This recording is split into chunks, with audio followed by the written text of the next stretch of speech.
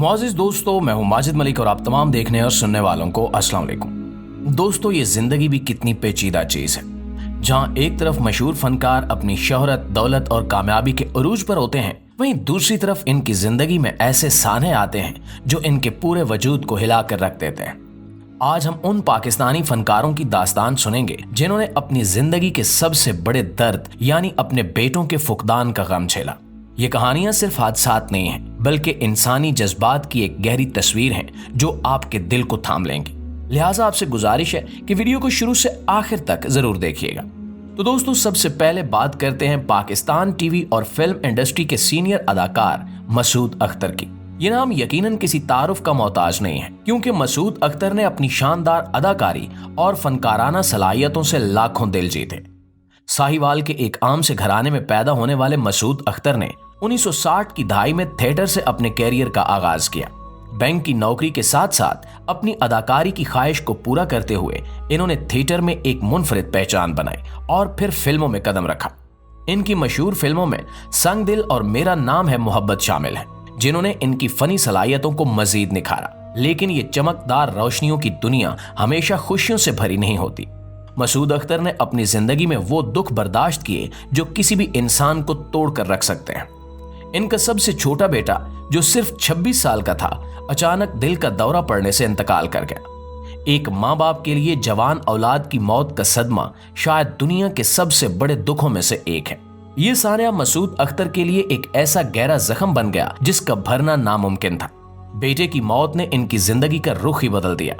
सदमे की शिद्दत ने इनकी सेहत को मुतासिर किया और कुछ ही अरसे बाद इन्हें मालूम हुआ कि वो फेफड़ों के कैंसर का शिकार हो चुके हैं। अपने बेटे के दुख और कैंसर की बीमारी ने मसूद अख्तर की जिंदगी के चिराग को भी बुझा दिया। 5 मार्च 2022 को वो भी अपने खालिक हकीकी से जा मिले। प्यारे दोस्तों, अब जिक्र करते हैं पाकिस्तान टीवी और फिल्म इंडस्ट्री के एक और अजीम फनकार जमील फखरी का, जिन्होंने अपनी बेमिसाल अदाकारी से लाखों दिल जीते। लाहौर के इलाके में 1946 में पैदा होने वाले जमील फखरी ने बैंकिंग की नौकरी के साथ अपने फनी सफर का आगाज किया। वो पहले थिएटर की दुनिया में आए और अपनी ताकतवर अदाकारी से जल्दी सबकी तवज्जो हासिल कर ली। जमील फखरी ने बेशुमार टीवी ड्रामों और फिल्मों में काम किया, जिनमें इनकी अदाकारी आज भी याद की जाती है। इनके मशहूर किरदारों में पीटीवी के ड्रामे अंधेरा उजाला का इंस्पेक्टर जाफर हुसैन आज भी लोगों के ज़हनों में ताज़ा है। इनकी शख्सियत का अंदाज और डायलॉग डिलीवरी शायकीन को मुतासिर किए बगैर न रह सकी।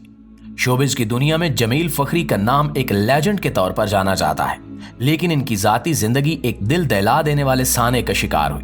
जमील फखरी के बेटे अली इमरान, जो तालीम की गरज से अमेरिका मुकीम थे, उनको 2010 में अगवा कर लिया गया। कई माह की तलाश के बाद उनके बेटे की लाश मिली, जो इंतहाई बेरहमी से कत्ल की गई थी।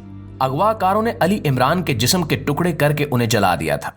इस खबर ने न सिर्फ जमील फखरी बल्कि पूरे पाकिस्तान को सदमे में डाल दिया।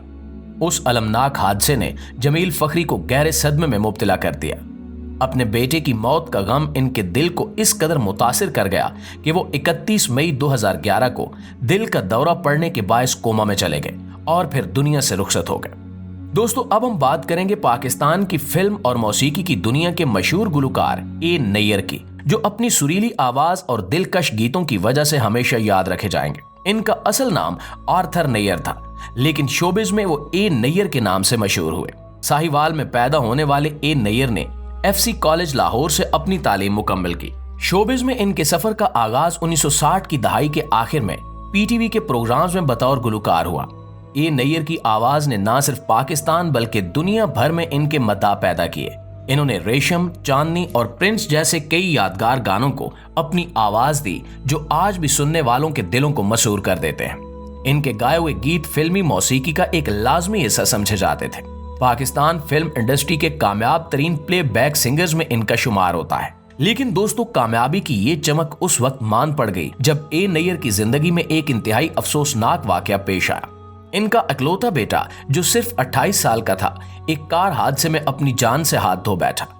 यह हादसा ए नैयर के लिए किसी कयामत से कम नहीं था। एक बाप के लिए अपने जवान बेटे की मौत का दुख बयान करना मुमकिन नहीं होता। बेटे की मौत के बाद ए नैयर की जिंदगी जैसे रुक सी गई। इस गम ने इनके दिल को इस कदर मफलूज कर दिया कि वो मौसीकी से किनारा कशी इख्तियार कर गए और बैरून मुल्क चले गए। शायद सुकून की तलाश में। लेकिन सुकून न मिलने पर वो दोबारा पाकिस्तान लौट आए। बेटे के गम ने इनकी सेहत को भी शदीद मुतासिर किया और बिल आखिर 11 नवंबर 2016 को वो इस दुनिया से रुखसत हो गए। प्यारे साथियों, हमारी अगली कहानी है पाकिस्तान के मशहूर अदाकार, सदाकार और लिविंग लेजेंड राशिद महमूद की। ये वो शख्सियत हैं जिन्होंने रेडियो, टीवी और फिल्म के मैदान में अपनी पहचान बनाई। लाहौर में 1949 में पैदा होने वाले राशिद महमूद ने सिर्फ 10 साल की उम्र में रेडियो पाकिस्तान लाहौर से अपने कैरियर का आगाज किया। इनकी शानदार आवाज और अदाकारी ने जल्द ही इन्हें हर दिल अजीज बना दिया। राशिद महमूद ने अपने फनी सफर में बेशुमार कामयाबियां हासिल की। 1971 में गवर्नमेंट इस्लामिया कॉलेज लाहौर से ग्रेजुएशन मुकम्मल करने के बाद वो फिल्मों और ड्रामों में भी नुमाया नजर आए। इनकी पहली टीवी सीरियल शाहीन थी, जो नजीर हिजाजी के नावल पर मबनी थी। इन्होंने सैकड़ों रेडियो प्रोग्राम, स्टेज ड्रामों, टीवी शोज और फिल्मों में काम किया और हमेशा शायकीन के दिलों पर राज किया। इनकी सलाहियतों को सरकारी सतह पर भी तस्लीम किया गया और इन्हें प्राइड ऑफ परफॉर्मेंस से नवाजा गया। लेकिन शोहरत और कामयाबी के बावजूद राशिद महमूद की जाती जिंदगी एक नाकाबिले बर्दाश्त थाने का शिकार हुई। इनका इकलौता बेटा अजहर महमूद, जो एक ज़हीन और मेहनती नौजवान था, कतर एयरलाइन में एक आला ओहदे पर काम कर रहा था। 2013 की एक रात जब वालिद और बेटा घर पर एक खुशगवार महफिल में मसरूफ थे, अचानक आजर को दिल का दौरा पड़ा। ये दिल दहला देने वाला लम्हा था जब आजर अपने वालिद की गोद में ही दम तोड़ गया। उस वक्त आजर की उम्र सिर्फ 24 साल थी। इस साने ने राशिद महमूद की जिंदगी को बदल कर रख दिया। वो सदमे के बावजूद अपने जज्बात पर काबू पाने की कोशिश करते रहे, लेकिन बेटे के बगैर जिंदगी इनके लिए कभी वैसी न रही। हाल ही में इनकी एक और वीडियो वायरल हुई जिसमें वो हुकूमत वक्त से ज्यादा बिलों की शिकायत करते नजर आए। ये वीडियो इनकी सादगी और मुश्किलात को जाहिर करती है, जिसने देखने वालों को झंझोड़ कर रख दिया। नाज़रीन ग्रामी, आखिर में जिक्र करते हैं पाकिस्तान टीवी इंडस्ट्री की लेजेंडरी अदाकारा रूही बानो का, जिनकी जिंदगी शोबिस की चमक दमक से भरपूर थी, मगर इनकी जाती जिंदगी इंतहाई दुखों और अलमियों का शिकार रही। रूही बानो का शुमार उन फनकाराओं में होता था जो अपनी बेमिसाल अदाकारी से न सिर्फ पाकिस्तान बल्कि सरहद पार भी पहचानी गई। इन्होंने टीवी ड्रामों में ऐसे किरदार अदा किए जो आज भी देखने वालों के दिलों में जिंदा हैं। रूही बानो अपनी जज्बाती अदाकारी और मुनफरिद अंदाज की वजह से शायकीन के दिलों पर राज करती थी। रूही बानो ने अपने फनी कैरियर में बेशुमार कामयाबियां हासिल की। वो आला तालीम याफ्ता थीं और नफ्सियात में मास्टर्स कर रखा था। शोबिज के साथ साथ इन्होंने तालीम को भी अपनी जिंदगी का हिस्सा बनाया। इनके किरदार हमेशा खवातीन के जज्बात और जिंदगी के हकीकी पहलुओं की अक्कासी करते थे, लेकिन इनकी जिंदगी में एक ऐसा जख्म आया जिसने इनके हौसले को तोड़ कर रख दिया। 2005 में रूही बानो के इकलौते बेटे अली रजा को नामालूम अफराद ने ईद के दिन कत्ल कर दिया। अली रजा, जो इनका वाहिद सहारा और जिंदगी का महवर था, उसकी मौत ने रूही बानो को ज़हनी और जज्बाती तौर पर बुरी तरह तोड़ दिया। ये सानिया इनके लिए एक ऐसा सदमा था जिसके बाद वो अपनी जिंदगी को संभाल न सकें।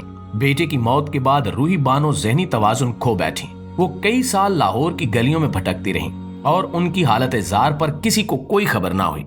इनका आलीशान घर जो करोड़ों का था खाली पड़ा रहा और वो खुद फकीरों की मानंद जिंदगी गुजारती रहीं। 2019 में रूही बानो ने अपनी जिंदगी की आखिरी सांसें इस्तांबुल में ली, जहां उन्हें दफन कर दिया गया। अफसोस की बात यह है कि आज कोई भी नहीं जानता कि उनकी कब्र तुर्की के किस मकाम पर वाक़ है। रूही बानो की कहानी एक ऐसी जिंदगी का अहाता करती है जो कामयाबियों से शुरू हुई और दुखों के भंवर में खत्म हो गई। अल्लाह ताला इनकी मग़फ़िरत फरमाए और हमें ऐसे अलमियों से महफूज रखे।